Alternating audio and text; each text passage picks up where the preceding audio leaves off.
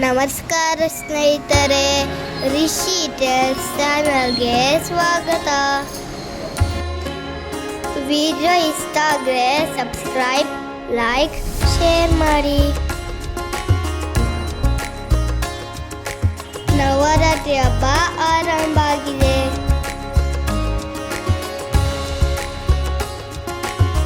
ದೇವಿಯ ಸುಂದರ ಮಹಿಮೆಗಳನ್ನು ಕೇಳೋಣ.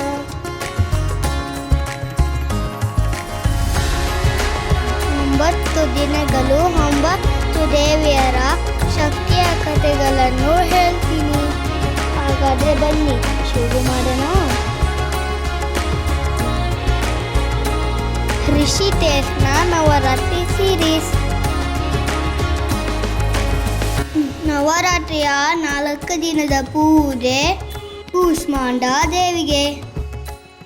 ಚಂದ್ರಘಂಟ ದೇವಿ ರಾಕ್ಷಸರನ್ನು ನಾಶ ಮಾಡಿದ ಮೇಲೆ ಲೋಕವೆಲ್ಲ ಕತ್ತಲೆ ಆಗಿತ್ತು.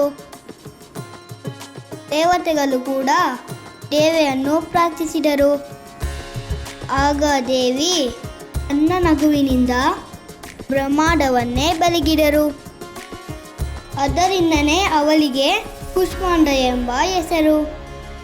ಅವಳು ಸಿಂಹದ ಮೇಲೆ ಕೂತಿದ್ದಾರೆ.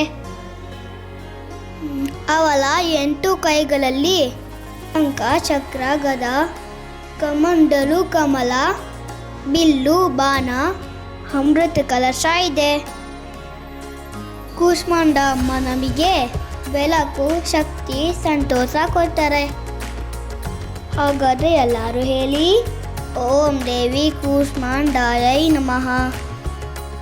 ಆದರೆ ಮುಂದೆ ಅವರು ಸ್ಕಂದಮಾತ ಆದಳು. ಆ ಕತೆ ನಾಳೆ ಕೇಳೋಣ. ನೀವು ಕೂಡ ದೇವಿಗೆ ನಮಸ್ಕಾರ ಮಾಡಿ ಆಶೀರ್ವಾದ ಪಡ್ಕೊಳ್ಳಿ. ರಿಷಿ ಟೆಲ್ಸ್ ನೋಡೋಣ ಮರಿಬೇಡಿ.